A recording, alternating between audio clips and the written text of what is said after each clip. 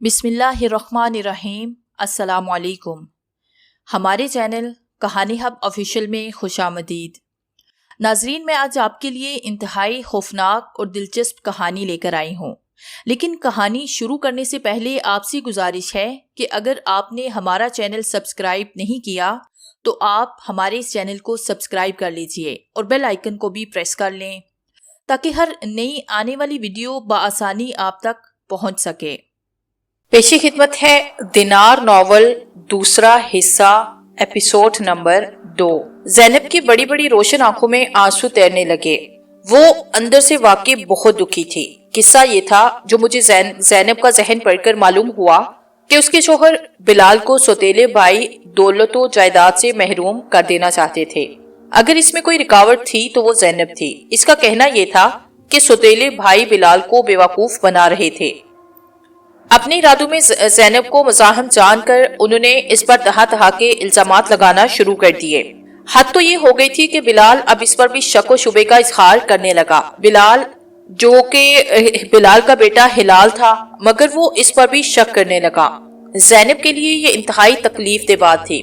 सौतेले भाइयों और उनकी हासिद बीवियों का मकसद ये था कि ज़ैनब को तलाक दिलवाकर किसी और से बिलाल की शादी करा दें।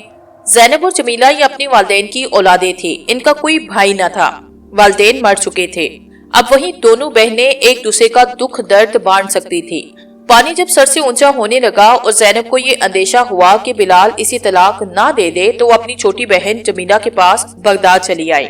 मुसीबत के वक्त अपने ही याद आते हैं और ज़ैनब अपनों ही के पास आई थी। इस करीब को गुमान भी ना हो सका कि जिसे वो अपनी छोटी बहन समझ रही है वो एक जिनजादी है। मेरा तो मकसद हयात ही हल्के खुदा की खिदमत करना था और ज़ैनब तो इसकी ज्यादा मुस्तहिक थी। मैंने जिस आदिब सादी के जिस्म पर कब्जा कर रखा था वो ज़ैनब की बहन जमीला थी। दूसरी बात यह कि वो बहरहाल मजलूम थी।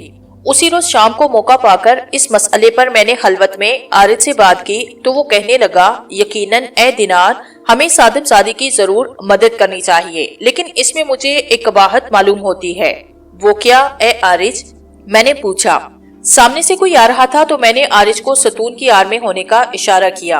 एक गुलाम हमसे कुछ फासले पर था, वो गुजर गया तो आरिज ने मेरे सवाल का जवाब दिया। इसके लिए हमें हालात का पूरी तरह जायजा लेना पड़ेगा। ये मामला बड़ा नाजुक है। जल्दबाजी में ज़ैनब का घर उजड़ सकता है।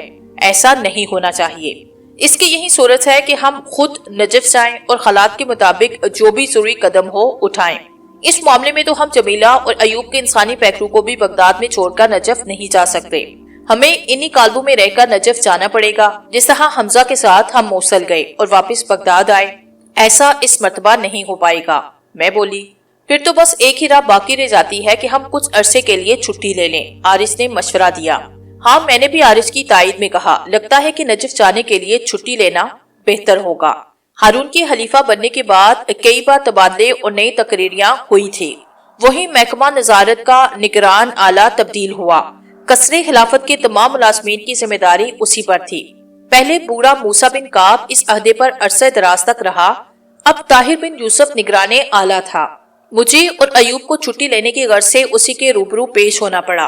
ताहिर कदरे सख्त गिर आदमी था। वो किसी के साथ कोई रियायत ना करता। अपने एहतियारात का इस्तेमाल उसे बखूबी आता। पूरे एक माह की छुट्टी। ताहिर बिन यूसुफ अपनी आदत के मुताबिक रौनक से बोला, नामुमकिन। मुझे शरारत सूझी कि सादिम जात का ईंट मरोड़ वक्ती तौर पर सही खत्म करूं। मैंने इसलिए चढ़ाने वाला अंदाज एख्तियार किया और कहा, एक माह तो क्या, एक साल की छुट्टी भी मुमकिन है। ताहिर ने चौंक कर मेरी तरफ देखा। उसका चेहरा गुस्से से सुर्ख था। आखिर वो बुलंद आवाज और तेज से बोला, ए खादमा, क्या तुझे ये एहसास नहीं कि तू इस वक्त किससे बात कर रही है? दरअसल अमीरुल मोमिनीन की खिदमत में रहकर हमारा दिमाग खराब हो गया है। मैंने ताहिर को मजीद चढ़ाया। यही लगता है। ताहिर के नथने फूल गए। तुझे शायद खबर नहीं कि हम बेअक जुम्बश कलम तेरी मुलाजमत हजम कर सकते हैं। हमें ये इख्तियार हासिल है कि इसी वक्त तुझे और तेरे शोहर को बर्खास्त करें। तूने आखिर हमें समझा क्या है? एक मजबूर और बेबस आदमजाद। मैंने उसके दिमाग में सरगोशी की। मेरे लब साकित रहे। ताहिर तकरीबन उछल पड़ा। क्या कहा तूने? मैंने तो कुछ नहीं कहा हुजूर, मैं भोली बन गई। پھر دوبارہ اپنی آواز میں سرگوشی دی، چھٹی دے دے طاہر۔ اس کی نظریں میرے ہی چہرے پر جمی تھی، اب وہ انتہائی حیران کن مجھے دیکھ رہا تھا۔ یہ چپ بھی ہے اور میرے دماغ میں اس کی آواز بھی گونج رہی ہے۔ وہ بڑبڑایا، تو جیسے غبی کی سمجھ میں یہ بات نہیں آ سکتی۔ میں بولی اور پھر اسے اپنے اثر میں لے لیا۔ کیوں نہیں، تمہیں ضرور چھٹی ملے گی، طاہر کہنے لگا۔ تمہیں چھٹی ایک ماہ کے لیے دی جاتی ہے۔ طاہر نے ایک فرد اٹھا کر اس میں چھٹی کا اندراج کیا۔ اس وقت میں بول اٹھی، اجازت ہے حضور۔ اس نے ہاتھ اٹھا کر ہمیں جانے کی اجازت دی۔ اب سے پہلے میں نے طاہر کی بددماغی اور سخت گیری کے بارے میں سنا ہی سنا تھا، مجھے خود اس کا تجربہ نہ ہوا تھا۔ جو آدم ساتھ اپنے اعتراض جتانے کے لیے بلا وجہ دوسروں پر سختی کرتے ہیں، طاہر بھی انہوں میں سے تھا۔ زینب کو علم تھا کہ ہم اس کے ساتھ نجف جانے کے لیے چھٹی لینے گئے ہیں۔ ہم لوٹ کر اپنی قیامگاہ میں آئے تو زینب نے متوقع نظروں سے میری طرف دیکھا۔ میں نے اسے بتایا کہ چھٹی مل گئی ہے، وہ خوش ہو گئی۔ دارالحکومت بغداد سے روز سے مختلف شہروں کے لیے کاروان روانہ ہوتے تھے۔ یہی صورت کاروان آنے کی تھی۔ زیادہ تر کارواں محلہ کر کے بڑے بازار سے روانہ ہوتے۔ میرے ہما پر عارض ایک کارواں کے میر سے معاملہ طے کرایا۔ میر کارواں نے اسے بتایا کہ آئندہ روز صبح بعد نماز عصر بغداد سے نجف کے لیے کارواں روانہ ہوگا۔ بڑا ہی عجیب وقت ہے یہ، میں نے کہا۔ عموماً تو کارواں صبح فجر کے بعد روانہ ہوتے ہیں۔ جو کارواں کل بعد فجر نجف کے لیے روانہ ہو رہا ہے، اس میں کوئی جگہ نہیں، عارض بولا۔ میں نے اس لیے شام کو جانے والے کارواں، چلو ٹھیک ہے، میں بول اٹھی۔ ہم جس قدر جلد نجف پہنچ جائے اچھا ہے۔ خاصی وقت تھا، اس لیے ہم نے بڑے اطمینان سے جانے کی تیاری کی۔ دوسرے دن وقت سے پہلے ہی ہم محلہ کرہ کی کارواں سرائے میں پہنچ گئے۔ ہمارے ساتھ 2 اونٹ اور ایک گھوڑا تھا۔ ایک اونٹ پر زینب اور حلال بیٹھے اور ان کا سامان بھی اسی پر لاد دیا گیا۔ دوسرے اونٹ پر میں سوار ہو گئی، میرے ساتھ بھی ضروری استعمال کا سامان تھا۔ عارض گھوڑے پر سوار تھا۔ روانگی سے قبل میر کارواں نے کارواں کا جائزہ لیا تو پہلی بار اسے میں نے دیکھا۔ پہلی نظر میں وہ مجھے کوئی بھلا آدمی نہ لگا۔ آدم زادیاں ہوں کہ جن زادیاں، ان میں صفت ہوتی ہے کہ وہ صنف مخالف کی نظروں کو بھانپ لیں۔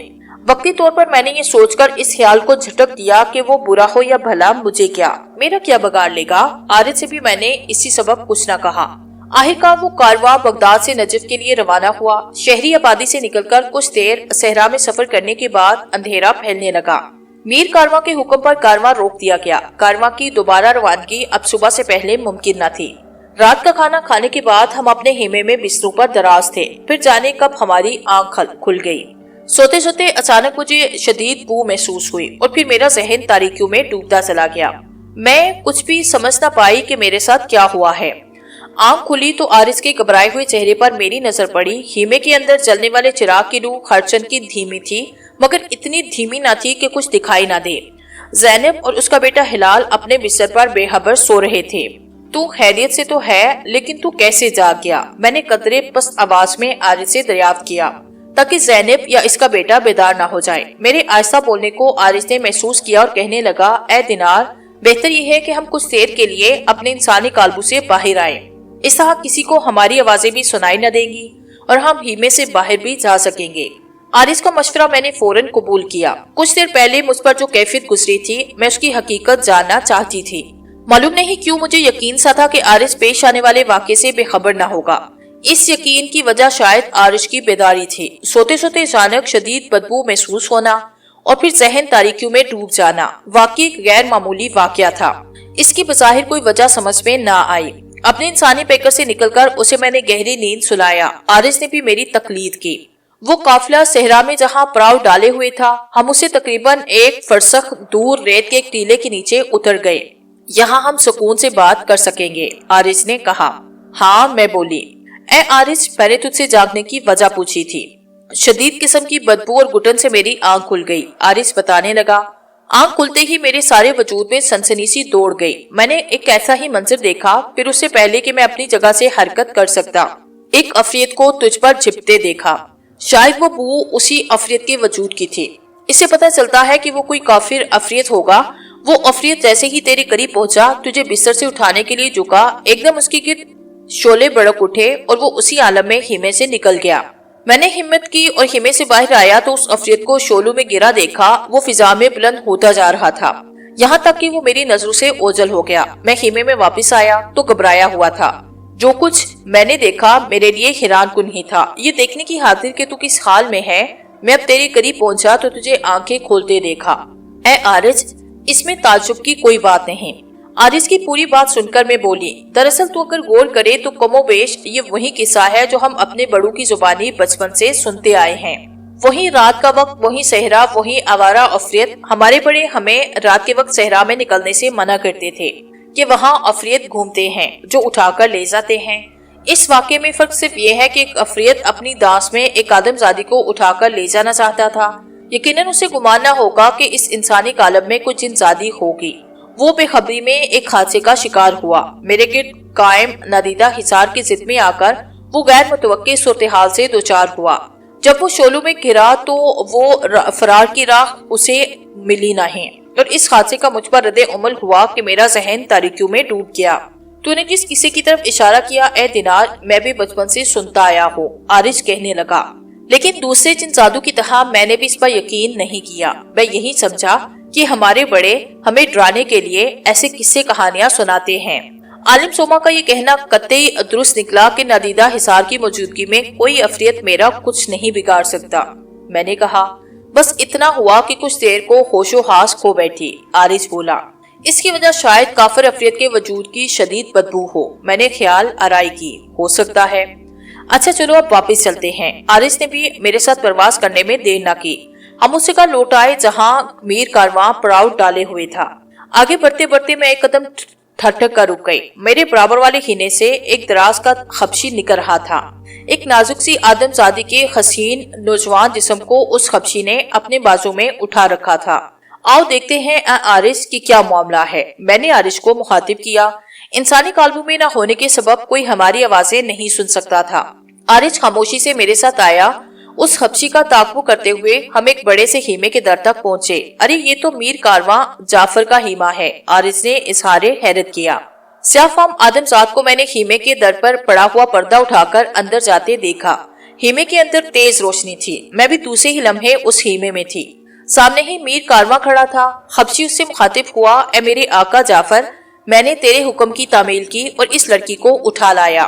تو نے اس کے باپ کو بھی بے ہوشی کی دوا سنگا دی تھی نا؟ میر کارواں جعفر نے اپنے خبشی غلام سے پوچھا۔ ہاں میرے آقا۔ شاباش۔ میر کارواں نے خبشی غلام کی طرف ستائشی نظر سے دیکھا، پھر بولا، اسے خیمے کے اندرونی حصے میں پچھلے بستر پر جا کر لٹا دو۔ سیاہ فام غلام آگے بڑھا اور خیمے کے اندرونی حصے میں چلا گیا۔ ذرا دیر میں واپس آ کر اس نے میر کارواں سے رخصت کی اجازت چاہی۔ ہاں اب تو جا، مگر صبح ہونے سے پہلے تجھے ایک بار پھر میرے پاس آنا ہے۔ میر کارواں کا لہجہ تاکیدی تھا۔ مجھے علم ہے میرے آقا کہ اس لڑکی کو واپس اس کے خیمے میں پہنچانا ہے، حبشی کہنے لگا۔ میر کارواں جعفر یقیناً شیطان کا آلۂ کار تھا۔ میں اس پٹکے ہوئے آدم زاد کو سبق سکھانا چاہتی تھی۔ عارج سے میں نے اسی لیے کہا، تجھے معلوم ہے کہ میر کارواں کا خبشی غلام کس خیمے سے آدم زادی کو اٹھا کر لایا ہے، تو اسے وہیں پہنچا۔ اور تو اے دینار، کیا تو یہیں رہے گی؟ عارج نے پوچھا۔ میری فکر چھوڑ اور میں نے تجھ سے جو کہا اس پر عمل کر، میں نے جواب دیا۔ عارج نے کچھ نہ کہا، وہ خیمے کے اندرونی حصے میں چلا گیا۔ میر کارواں جعفر کو بھی میں نے اسی طرف قدم بڑھاتے دیکھا۔ پھر اس سے پہلے کہ میر کارواں خیمے کے اندرونی حصے میں پہنچتا، عارج اس آدم زادی کو وہاں سے نکال کر لے گیا۔ جس آدم زادی کو لے کر عارج گیا تھا، میں نے اس کا خیالی انسانی پیکر اختیار کرنے میں دیر نہ کی۔ جعفر کی پشت اب میری طرف تھی۔ اس نے جیسے ہی اندرونی حصے میں قدم رکھا، اچھل پڑا۔ اس کے سامنے خالی بستر تھا۔ اسے داستہ مزید بدحاس کرنے کی غرض سے میں بول اٹھی، اے میر کارواں جعفر، مجھے تم وہاں کہاں تلاش کر رہے ہو؟ میں تو یہاں ہوں، مڑ کر دیکھ مجھے۔ جعفر تیزی سے پلٹا۔ اس کے چہرے پر انتہائی حیرت تھی۔ وہ ہکلانے لگا، مگر تم تو بے ہوش تھی۔ وہ ہکلاتے ہوئے بولا، مجھے تمہارے ہوش اڑانے کے لیے ہوش میں آنا پڑا۔ میں یہ کہتی ہوئی اس کی طرف بڑھی۔ میر کارواں مبہوت سا ہو کر مجھے دیکھنے لگا، پھر بڑبڑایا، تم واقعی اس قدر حسین ہو کہ کوئی بھی تمہیں دیکھ کر ہوش کھو سکتا ہے۔ میں اس عرصے میں میر کارواں کے بالکل سامنے پہنچی۔ میں نے اسے مخاطب کیا، اے جعفر، اے ہوس کے غلام، میر کارواں رہنما ہوتے ہیں، تمہاری طرح راہزن نہیں۔ تم تو مسافروں کو سیدھی راہ دکھانے کی بجائے انہیں لوٹ لیتے ہو۔ بڑے ہی کمینے ہو تم۔ کیا کہا کمینہ؟ میر کارواں چونک کر بولا۔ اسے یقیناً اپنے مرتبے کا خیال آیا۔ تم ہوش میں تو ہو لڑکی؟ اس کا لہجہ سخت ہو گیا۔ تو کمینہ ہی نہیں، ذلیل بھی ہے، میں نے اسے مزید غصہ دلانے کے لیے کہا۔ غصے کی وجہ سے اس کا چہرہ سرخ ہوا. اس نے مجھے مارنے کے لیے ہاتھ اٹھایا کہ میرا زوردار تماچا اس کے منہ پر پڑا. تو نے مجھ پہ ہاتھ اٹھایا؟ میر کارواں جعفر کی بے عزتی کو معاف نہیں کیا جا سکتا. وہ غصے کی زیادتی سے کانپنے لگا. معاف کرنے یا سزا دینے کا اختیار تجھے نہیں، مجھے ہے. جعفر، کوئی میر کارواں ہو یا مسافر غلام ہو کہ آقا انصاف کی نظر میں سب ایک ہیں. تو نے مجھے اپنے غلام کے ذریعے اغوا کرا کے جرم کیا ہے. میں نے اسے گور کر دیکھا. جھوٹ بولتی ہے تو. وہ صاف مکر گیا. میں نے تجھے اغوا نہیں کرایا بلکہ تو خود چوری کی نیت سے میرے خیمے میں گھس آئی ہے. اس نے مجھ پہ الزام لگایا. میں نے تجھے عین موقع پہ دیکھا. اب تو مجھ پر تہمت لگا رہی ہے. یہ کہانی تو کسے سنا رہا ہے اے جعفر؟ قافلے والے جب تجھ پر ملامت کریں تو یہ جھوٹ بولنا. میں ابھی یہی کہہ پائی کہ عارض آیا. ایک نظر عارض پر ڈالتے ہوئے میں نے مزید کہا، جن کی سزا تو ملے گی تجھے. تو کون ہوتی ہے مجھے سزا دینے والی؟ میں ابھی تجھے بتاتا ہوں. جعفر یہ کہتے ہوئے ایک طرف جھپٹا. میں نے وہاں چمڑے کا ایک کوڑا پڑا ہوا دیکھا. جعفر نے اسے اٹھایا تو میں نے کہا، تو نے یہ اچھا کیا اے جعفر کہ اپنی سزا خود تجویز کر لی. اب یہی کوڑا تجھے تیرے جسم کی سخت جگہ پر پڑے گا. میں چلتی ہوں. ان الفاظ کے ساتھ ہی میں نے خیالی انسانی پہ کر تڑپ کیا. دوسرے ہی لمحے میں نے جعفر کے ہاتھ سے چمڑے کا کوڑا چھین لیا. اچانک مجھے اپنی آنکھوں سے غائب ہوتے دیکھ کر جعفر کے چہرے پر خوف کے آثار نظر آنے لگے. بظاہر اب وہ خیمے میں اکیلا تھا. اسی وقت کوڑا حرکت میں آیا. یقیناً جعفر کو یہی دکھائی دیا ہوگا کہ کوڑا خود بخود اس پر برس رہا ہے. نتیجہ یہ ہوا کہ خوفزدہ ہو کر چیخنے لگا. اس کے خبشی غلام اور دیگر ملازمین کا خیمہ برابر والے ہی تھا. میر کارواں کے خیمے سے اس کی چیخو پکار سن کر وہ لوگ بھی وہیں آ گئے. ان آدم زادوں کے لیے وہ انتہائی حیرتناک منظر تھا. میں کیونکہ ان کی نظروں سے اوجھل تھی اس لیے انہیں صرف چمڑے کا کوڑا ہی میر کارواں پر برستا نظر آ رہا تھا. پھر انہی میں سے ایک آدم زاد نے ایسا شوشہ چھوڑا جو حقیقت پر مبنی تھا. لگتا ہے میر کارواں کے خیمے میں جنات گھس آئے ہیں. عارض نے بھی غالباً خطرہ محسوس کیا اور مجھ سے مخاطب ہوا، اے دینار اب یہاں سے نکل چل. چمڑے کا کوڑا میں نے میر کارواں جعفر کے قریب پھینکا. اسی وقت میری نگاہ جعفر کے حبشی غلام پر پڑی. وہ کھران سی نظروں سے ادھر ادھر تک رہا تھا. شاید حبشی کو اس لڑکی کی تلاش تھی جسے وہ اپنے آقا کے لیے اغوا کر کے لایا تھا. صورتحال ایسی تھی کہ وہ اپنے آقا سے کچھ نہیں پوچھ سکتا. ہوس کی اس غلام آدم زاد جعفر کے لیے اتنی سزا کافی تھی. چیخو پکار کی وجہ سے میر کارواں کے ملازم ہی نہیں دیگر اہل کعبہ بھی جاگ اٹھے. ان سبھی کا رخ میر کارواں کے خیمے کی طرف تھا. وہ غالباً حقیقت حال جانا چاہتے تھے. میں نے ان میں ایک بریش خطرناک آدم زاد کو بھی دیکھا. اس کی پیشانی پر سجدے کا نشان تھا. آدم زادوں کے درمیان رہ کر اب مجھے یہ اندازہ ہو ہی گیا تھا کہ کس وجہ قطع اور کس خلیے کے آدم زاد عموماً ہم جنات کے لیے خطرناک ہوتے ہیں. وہ اس قسم کی آدم زادوں سے دور ہی رہتی تھی. تو نے اس آدم زاد کو دیکھا اے عارض؟ میں نے عارض سے کہا. وہ بارش جو ابھی میر کارواں کے خیمے میں گیا ہے. ہاں دیکھا. تو نے میر کارواں کی ملازمین میں سے کسی کی زبانی یہ الفاظ تو سن لیے ہوں گے کہ خیمے میں جنات گھس آئے ہیں. اگر کسی نے پھر یہ ذکر چھیڑا تو ہمارے لیے بارش آدم زاد کی طرف سے ختمہ ہو سکتا ہے. جو کچھ ان آدم زادوں نے اپنی آنکھوں سے دیکھا اسے دیکھ کر اور کیا نتیجہ نکلتا ہے؟ عارض نے کہا. چمڑے کا کوڑا خود بخود کس طرح حرکت میں آ سکتا ہے؟ اس سے یہی ظاہر ہوتا ہے کہ کوئی نظر نہ آنے والا وجود اس کوڑے کو حرکت دے رہا ہے. یہ حیران کن بات ایسی نہیں جسے وہ آدم زاد نظر انداز کریں. تو نے پہلے نکل چلنے کو کہا تھا. میں بولی. اب تو ہی رکنے کو کہہ رہا ہے مگر یہاں رکنے سے کیا حاصل؟ خیمے کے اندر چلتے ہیں. ہم اندر پہنچے تو وہاں موجود افراد میں سے کسی نے اس بارش خطرناک آدم زاد کو پہچانا اور کہنے لگا بابا یاسر آ گئے ہیں. اب فکر کی کوئی بات نہیں. اس دوران میں میر کارواں جعفر اپنے خیمے کے اندرونی حصے میں باہر آیا. اس کے چہرے پر وحشت برس رہی تھی. لوگوں نے یاسر کو میر کارواں تک پہنچنے کے لیے راستہ دیا. جعفر کے ہی ایک غلام نے یاسر کا اسے تعارف کروایا. یاسر بابا ہے حضور، اللہ کے ایک نیک اور برگزیدہ بندے ہیں.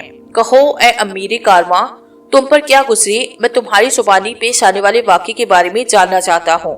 کچھ دیر خاموش رہنے کے بعد اس نے سہمی ہوئی آواز میں کہا، میں خیمے کے اندرونی حصے میں سو رہا تھا کہ مجھے خوفزدہ کر دینے والی ایک آواز سنائی دی. میں اٹھ کر بیٹھ گیا. میرے کارواں جعفر من گڑت کہانی سنا رہا تھا. ظاہر ہے وہ یہ کیسے بتاتا کہ اس نے اپنے حبشی غلام کے ذریعے قافلے کی ایک لڑکی کو اغوا کروایا. وہ اپنی بات جاری رکھتے ہوئے مزید بولا، خیمے کے اندر ہی زمین پر ایک طرف چمڑے کا کوڑا پڑا تھا. اچانک خود بخود اپنی جگہ سے بلند ہوا اور مجھ پر برسنے لگا. अच्छी तरह सोच कर बताओ, कोई ऐसी बात नहीं जो तुम भूल गए हो और ना बताई हो। यासिर ने कहा। मैंने सब कुछ बता दिया। जाफर रुक रुक कर कहने लगा। सुनो, तुम्हारे बयान से जाहिर होता है कि किसी नादीदा कुव्वत ने तुम्हें जुद्दुकोप किया है। नजर आने वाला वो कोई जिन भी हो सकता है, लेकिन किसी वजह के बगैर वो ऐसा क्यों करता? किसी से तुम्हारी दुश्मनी तो नहीं? यासिर ने अपनी बात के आखिर में पूछा। नहीं।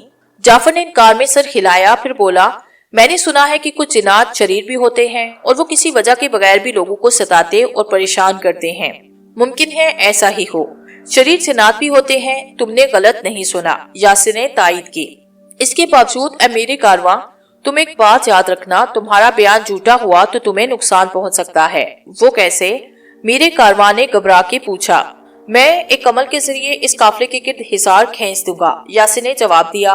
अगर काफिले के साथ जिन्नात भी हुए तो फिर वो हिसार के अंदर ना रह सकेंगे, उन्हें यहाँ से फरार होना पड़ेगा। इसके अलावा ये कि नजब पहुंचने तक ये हिसार काफिले के गिर्द कायम रहेगा। वो हिसार के अंदर जिन्नात दाखिल नहीं हो सकेंगे। बसूरत दीगर अगर तुमने दरोह कोई से काम लिया होगा तो तुम्हें जिस्मानी अजियत बर्दाश्त करना होगी, हरगिज़ नहीं। मेरे कारवां बुलंद आवाज में बोला, मैं तुम्हें काफिले के गिर्द हिसार खेलने की इजाजत नहीं दूंगा। लेकिन अब तुम्हारे इजाजत देने या देने से कोई फर्क नहीं पड़ता। बायरेश, यासिर ने इत्मीनान से कहा। फर्क क्यों नहीं पड़ता? मैं मेरे कारवां हूँ। जाफर की आवाज में तकब्बुर था। मेरी इजाजत के बगैर तुम हिसार नहीं खेल सकते, ये तुम्हारी खाम ख्याली है। यासिर कहने लगा, ये मुफाद आमा का मामला है। मेरा फर्ज है कि मैं अहले काफिला को जिन्नात के मुमकिना शर से महफूज रखूं। उन्होंने जिस तरह तुम्हें अजियत दी, दूसरों को भी तकलीफ और परेशानी दे सकते हैं। तुम्हें हिसार खींचने पर क्यों इसरार है? मेरी मर्जी। मीर कारवां खुदसरी से बोला। नहीं खींचने दूंगा हिसार। उस वक्त तक मीर कारवां के हीमे में खासे लोग जमा हो चुके, वो भी यासिर के हक में बोलने लगे। जाफर इसलिए हिसार खींचने से इख्तिलाफ कर रहा था कि उसका बयान कतई गलत था। उसे ये फिक्र थी कि कहीं जिस्मानी अजियत बर्दाश्त न करनी पड़े। मुलाजमीन के सिवा कोई भी ऐसा नहीं था जो जाफर की तरफ हो। उन्होंने यासिर पर जोर दिया कि वो हिसार जरूर खींचे। तुम सब लोग यहाँ से निकल जाओ। जाफर ने बात बिगड़ते देखी तो फौरन चीख पड़ा। फिर जाफर के मुलाजमीन को छोड़कर सभी लोग यके बाद दिगरे हीमे से चले गए। आरिज और मैं अलबत्ता वहीं रहे। अब क्या होगा ए दिनार? आरिज ने मुझसे सवाल किया। उसके लहजे से फिक्रमंदी झलक रही थी। इससे पहले कि आरिज कोई जवाब देता, जाफर अपने मुलाजमीन से कहने लगा, जिन्नात भगाने वाले इस बाबे को यहाँ से दूर फेंक दो। ख्याल रखना कि वो काफिले के गिर्द हिसार न खींच सके। समझ गए कि नहीं? लेकिन मेरे आका, हमें कैसे पता चलेगा कि वो हिसार खींच रहा है? जाफर ने हबशी गुलाम से पूछा। बेवकूफ गुलाम, जाफर नफरत से बोला। वो हिसार खींचेगा तो उसे काफिले के गिर्द चक्कर लगाना पड़ेगा। तुम लोग भी जाओ। जाफर के मुलाजमीन हिमे के दर की तरफ बढ़ गए। उसी वक्त आरिज मुझसे मुखातिब हुआ। तूने मेरे सवाल का जवाब नहीं दिया। पहले जाफर के मुलाजमीन को कोशिश करने दो। मैंने कहा, अगर वो आदमजाद या यासिर इनके कब्जे में न आया तो फिर हम खुद कोई कदम उठाएंगे। इसका मतलब तो ये हुआ कि हमें हालात पर नजर रखने के लिए अभी अपने इंसानी काबू से बाहर रहना पड़ेगा। आरिज बोला, जाहिर है कि हम यासिर की तरफ से गाफिल तो नहीं रह सकते। चल हम भी यहाँ से चलते हैं। मैं ये कहती हुई जाफर के हिमे से निकल आई। आरिज भी मेरे साथ था। उसी वक्त मुझे जमीला की बड़ी बहन ज़ैनब का ख्याल आया कि कहीं चीहो पुकार सुनकर वो न जाग उठी हो। अपने इस खदशे का इजहार मैंने आरिज से किया तो उसने भी यही मशवरा दिया कि हमें पहले अपने हिमे की तरफ चलना चाहिए। मेरा खदशा दुरुस्त साबित हुआ। हिमे में पहुंचते ही मेरी नजर परेशान हाल ज़ैनब पर पड़ी। फिर मैंने अपने और आरिज के इंसानी पैकरू को नींद में झोंके खाते देखा। ज़ैनब उन दोनों को बार बार झंझोड़ते हुए रुहानसी आवाज में कह रही थी, क्या हो गया है तुम दोनों को? कब से जगा रही हो? उठते नहीं। बाहर तो जाकर देखो कैसा शोर है। ज़ैनब के किसी सवाल का जमीला या अयूब ने कोई जवाब न दिया और ऊँगते ऊँगते फिर बस्तु से लुढ़क गए। ज़ैनब का बेटा हिलाल अलबत्ता अब तक सो रहा था। मौजूदा सूरत हाल में फौरी तौर पर मुझे एक तदबीर सोची और मैंने उसी पर अमल किया। दरअसल आरिज और मैंने अपने इंसानी काबू से निकलकर उन्हें गहरी नींद सुला दिया था। वो इसलिए ज़ैनब के बार बार झंझोड़ने के बावजूद बेदार न हुए। अपने इंसानी काबू में दाखिल होकर ज़ैनब को मुतमिन करने में हमें देर हो जाती।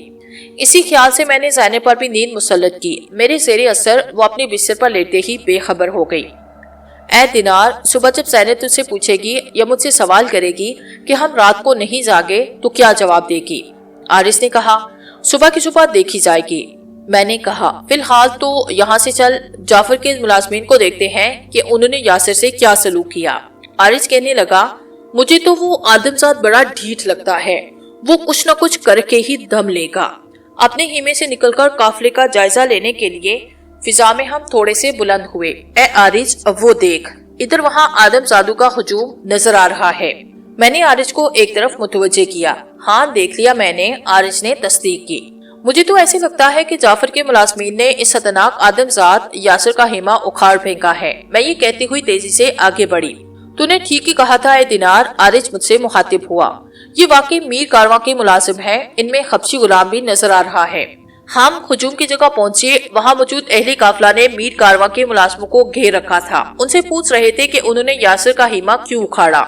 जाफर के हबशी गुलाम ने इन सवालों का एक ही जवाब दिया, ये मीर कारवां का हुक्म था, इसी हुक्म पर हमने ऐसा किया। फिर वो लोगों के दरमियान से रास्ता बनाता हुआ आगे बढ़ा। जाफर के दीगर मुलाजमीन भी उसी के साथ चले गए। यासिर भी वहीं अपने उखड़े हुए खेमे और सामान के करीब खड़ा था।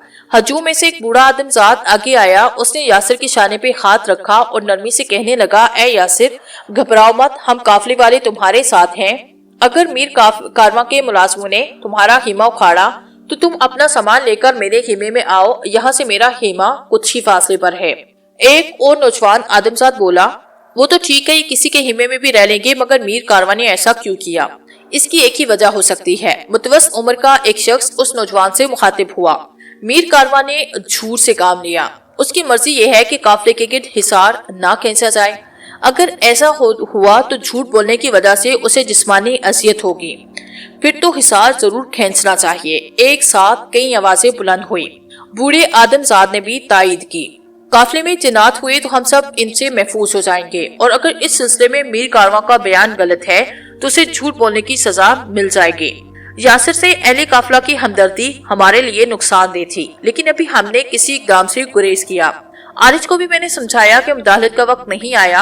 हमारे देखते ही देखते यासिर उसी बूढ़े आदमजाद के हिमे में अपना सामान लेकर आया जिससे पहले ये पेशकश की थी।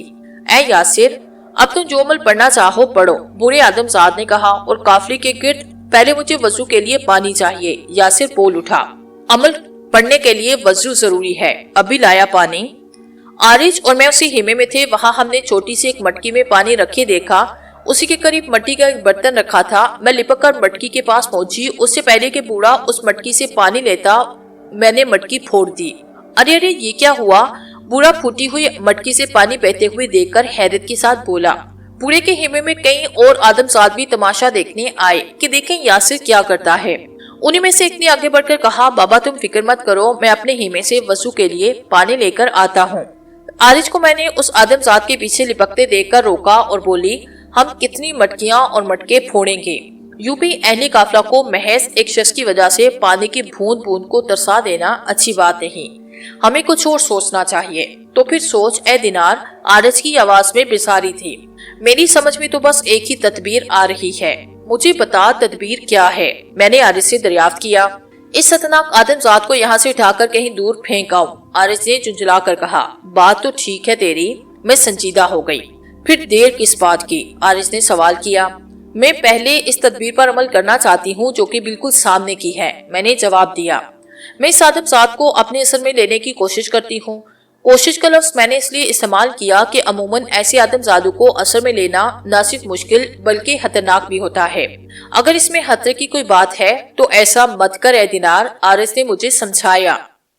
अब तक बड़ों से बात सुनी ही है, कभी इसका तजुर्बा नहीं किया। मैंने आरिज को बताया, एक दफा तजुर्बा तो कर लेने दो, सोच ले दिनार कहीं लेने के देने न पड़ जाएं। अल्लाह मालिक है। मैंने आरिज की हिम्मत बंधाई। इस अरसे में वो आदमजाद वापस आ चुका था जो यासिर के लिए वजू की घर से पानी लेने गया था। यासिर खीमे के दर से बाहर निकल के वजू करने लगा। मैं उसके करीब पहुंची तो गैर मुतवक्की तौर पर उसे चौंकते देखा। मुझे ऐसे लगा जैसे वहाँ मेरी मौजूदगी का एहसास हो गया है। वजू करते हुए अचानक उसके होंठ तेजी से हरकत करने लगे। उसी लम्हे मैंने उसके दिमाग पे कब्जा करना चाहा। मुझे कई बार कोशिश के बाद कामयाबी हुई और मैंने उसके दिमाग में सरगोशी की, ए यासिर, तू काफिले के गिर्द हिसार नहीं खींचेगा। मेरी सरगोशी के साथ ही यासिर के होंठ और भी तेजी के साथ हरकत में आए। उसने मेरी बात का कोई जवाब न दिया। यकीनन वो कोई अमल करने में मसरूफ था।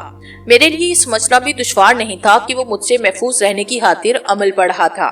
اپنی بات کا جواب نہ پا کر مجھے غصہ آیا۔ نتیجہ یہ ہوا کہ میں نے اس کے دماغ کو جھنجھوڑا۔ وہ جو عمل کر رہا تھا ادھورا رہ گیا۔ اس کے منہ سے چیخ نکل گئی۔ کیا ہوا یاسر؟ خیمے کے اندر سے بوڑھے آدم زاد کی آواز آئی۔ میرا سر پھٹا جا رہا ہے، یاسر نے چیخ کر بتایا۔ کوئی میرے دماغ پر وہ اپنی بات پوری نہ کر سکا۔ خیمے کے اندر جتنے بھی افراد موجود تھے ان میں سے بولے، ارے یاسر کا چہرہ پیلا پڑ رہا ہے، مجھ پر کسی جن زادی نے حملہ کیا۔ یاسر نے اٹک اٹک کر بتایا۔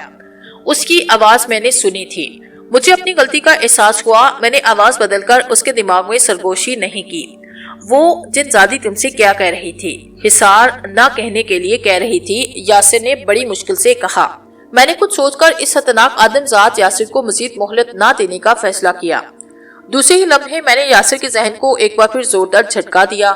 یہ جھٹکا اتنا شدید تھا کہ یاسر کے ہاتھ پیر ڈھیلے پڑے، وہ چیخ بھی نہ سکا اور بے ہوش ہو گیا۔ یہ یاسر کو کیا ہوا؟ وہ لوگ یاسر کو اٹھا کر خیمے کے اندر لے گئے۔ میں نے عارض کو مخاطب کیا، اب تیری تدبیر پر عمل کرنے کا وقت آیا۔